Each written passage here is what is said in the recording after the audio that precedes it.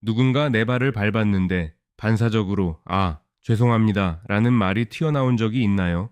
식당에서 주문을 할 때 종업원을 부르는 것조차 왠지 미안해서 타이밍을 살피거나 친구와 대화를 나누다 약간의 침묵만 흘러도 내가 뭔가 실수한 건 아닌지 황급히 머릿속을 뒤져본 경험 말입니다.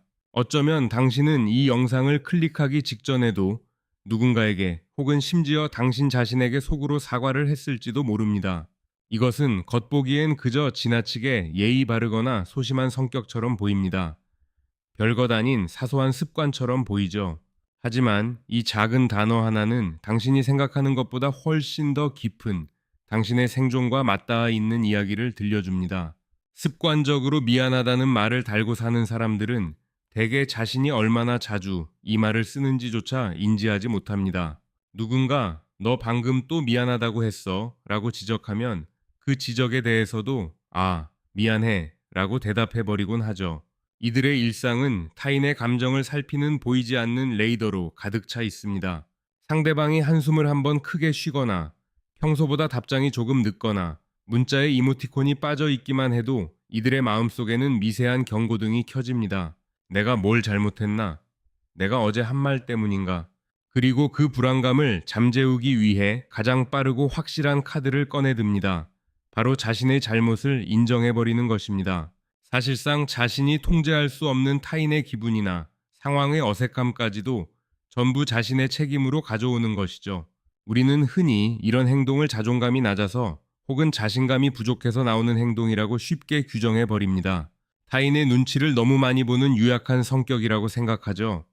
하지만 심리적인 관점에서 이 행동의 기저를 들여다보면 이것은 나약함과는 거리가 멉니다. 오히려 이것은 과거의 어떤 경험들 속에서 당신이 살아남기 위해 개발해낸 아주 정교하고 헌신적인 방어 기제에 가깝습니다. 이들의 내면을 천천히 따라가 보면 아주 오래된 감정적 기억들과 마주하게 됩니다. 아마도 과거의 어떤 시점에 이들은 타인의 부정적인 감정이 곧 자신의 안전을 위협하는 환경에 놓여 있었을 가능성이 높습니다. 그것은 예측할 수 없이 화를 내는 부모였을 수도 있고, 감정의 기복이 심해 주변 사람들을 얼어붙게 만드는 양육자나 파트너였을 수도 있습니다. 그 불안정한 환경 속에서 작은 갈등이나 누군가의 불기분은 언제 터질지 모르는 시한폭탄과도 같았을 것입니다. 그리고 그 폭탄이 터지는 것을 막을 수 있는 유일한 방법은 상황이 악화되기 전에 누군가가 빠르게 책임을 뒤집어쓰고 납작 엎드리는 것 뿐이었죠. 이 과정에서 뇌는 아주 깊은 학습을 하게 됩니다. 상대방이 화가 나거나 분위기가 차가워지면 위험하다. 하지만 내가 먼저 미안하다고 하고 내 탓으로 돌리면 갈등은 더 커지지 않고 상황은 빠르게 진정된다.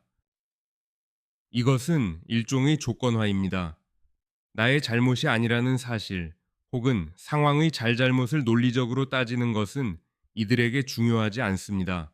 가장 최우선 순위는 당장 눈앞에 감도는 이 긴장되고 불편한 공기를 빠르게 무마시켜 안전한 상태로 되돌리는 것이기 때문입니다.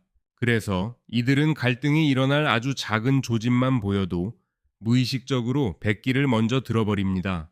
그리고 여기서 우리가 가진 흔한 오해 하나가 완전히 뒤집힙니다. 사람들은 끊임없이 사과하는 행동을 그저 갈등을 피하려는 회피나 타인에게 복종하는 태도라고 생각합니다. 하지만 그 이면을 들여다보면 이 습관적인 사과는 사실 상황을 통제하려는 무의식적인 시도입니다. 이것이 바로 이 행동 패턴의 가장 흥미롭고 서글픈 지점입니다. 타인의 감정은 본질적으로 우리가 통제할 수 없는 영역입니다. 누군가가 기분이 나쁘거나 화가 나는 것은 그 사람의 몫이죠.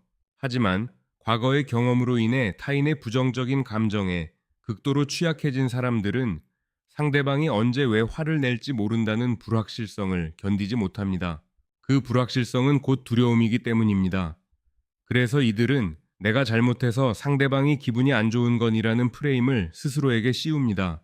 왜냐하면 만약 그 원인이 나의 잘못이라면 내가 사과하고 내가 행동을 고침으로써 이 불안한 상황을 해결할 수 있다는 통제감이 생기기 때문입니다.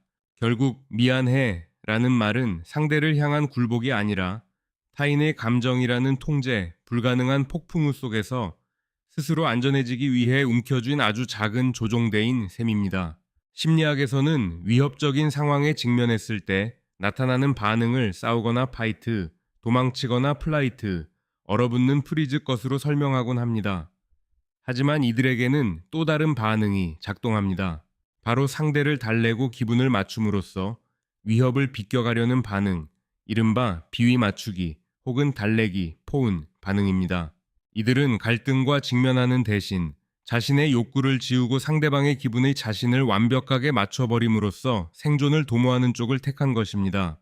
이러한 패턴이 반복되다 보면 이것은 단순한 습관을 넘어 한 사람의 깊은 정체성으로 자리 잡게 됩니다. 갈등을 흡수하는 스펀지 같은 역할이 자신의 본질이라고 믿게 되는 것이죠. 그래서 이들은 다른 사람들의 불편함을 보는 것을 견디지 못합니다.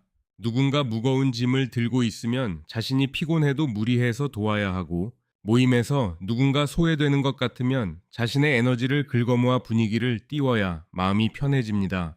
이들의 세상에서 타인의 불편함은 곧 나의 직무유기로 직결되기 때문입니다. 하지만 이 완벽해 보이는 평화 유지 시스템에는 아주 치명적인 대가가 따릅니다. 타인의 감정을 살피고 상황을 안전하게 만드는데 모든 안테나를 집중하다 보면 정작 자기 자신의 내면을 향해야 할 안테나는 전원이 꺼져버리게 됩니다. 이들은 자신이 무엇을 좋아하고 무엇을 싫어하며 언제 진정으로 화가 나는지조차 희미해져 버립니다. 누군가 선을 넘고 무례하게 굴어도 분노라는 자연스럽고 정당한 감정을 느끼기 전에 내가 예민한 걸까? 내가 아까 표정 관리를 못해서 저 사람이 저렇게 행동하는 걸까? 라며 화살을 다시 자신에게로 돌려버리죠. 자신의 감정이나 경계선보다 타인의 평온함이 항상 우선시되는 삶. 그것은 겉으로는 아주 평화롭고 이타적인 삶처럼 보일지 모릅니다. 주변 사람들은 이들을 천사 같다, 배려심이 깊다, 착하다 라고 칭찬할 것입니다. 하지만 그 친절함의 이면에서 이들은 조용히 지쳐갑니다. 갈등이 없는 상태를 유지하기 위해 자신의 존재를 끊임없이 축소시키고 깎아내야 하기 때문입니다. 이들이 습관적으로 내뱉는 미안해 라는 말의 깊은 곳에는 사실 이런 의미가 숨어 있습니다. 내가 여기 있어서 미안해. 내 감정을 표현해서 미안해. 당신을 불편하게 만들지도 모르는 나의 존재, 그 자체에 대해 미안해. 이러한 내면의 메커니즘을 알아차린다는 것은 때로는 마음 아픈 일입니다. 자신이 오랫동안 배려심과 친절함이라고 믿어왔던 것들이 사실은 상처받지 않기 위해 발버둥 치던 외로운 생존 전략이었다는 것을 직면해야 하기 때문입니다. 당신이 그토록 수없이 해왔던 사과들은 당신이 진짜로 나쁜 사람이라서가 아니라 그저 갈등의 공포로부터 당신 스스로를 지켜내기 위한 최선의 방패였을 뿐입니다. 그것은 당신의 잘못이 아닙니다. 당신은 그저 살아남기 위해 당신이 할 수 있는 가장 지능적이고 헌신적인 방법을 찾아냈던 것 뿐입니다. 우리가 인간의 행동과 그 이면의 심리를 들여다보는 이유는 우리 자신을 뜯어고치거나 비난하기 위해서가 아닙니다. 그것은 이해하기 위해서입니다. 무의식적으로 튀어나오는 당신의 작은 행동들 속에 얼마나 깊은 당신의 역사가 담겨 있는지, 그리고 당신이 스스로를 지키기 위해 얼마나 애써왔는지를 온전히 바라보기 위해서입니다. 아마도 내일 당장 누군가와 부딪혔을 때 당신은 또다시 습관적으로 미안합니다 라는 말을 내뱉을지도 모릅니다. 수십 년간 굳어진 생존의 언어가 하루아침에 바뀌지는 않을 테니까요.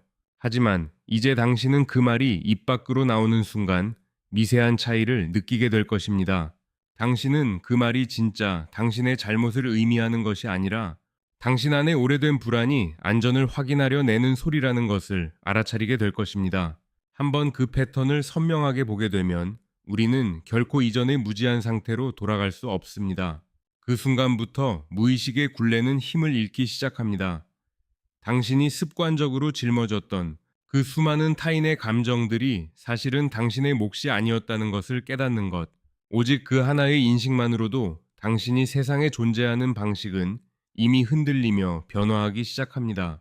이것은 당신이 지금까지 유지해온 정체성의 한 조각을 재구성하는 과정입니다. 불안정한 세상 속에서 항상 내 탓을 하며 위태로운 평화를 지켜냈던 과거의 당신을 향해 이제는 괜찮다고, 더 이상 그렇게까지 모든 것을 책임지지 않아도 안전하다고 조용히 알려주는 과정이죠. 우리의 모든 행동에는 이유가 있습니다. 그것은 결코 우연이 아닙니다. 아주 오랜 시간 당신을 지켜온 그 정교한 패턴을 이해하는 것. 그것이 바로 잃어버렸던 당신 자신을 되찾는 모든 이야기의 시작점입니다. 오늘이 당신에게 그 깊은 이해의 작은 틈새를 열어준 시간이었기를 바랍니다. 당신을 이해하는 여정은 아직 끝나지 않았고, 우리가 함께 탐구해야 할 마음의 풍경은 여전히 많이 남아 있습니다.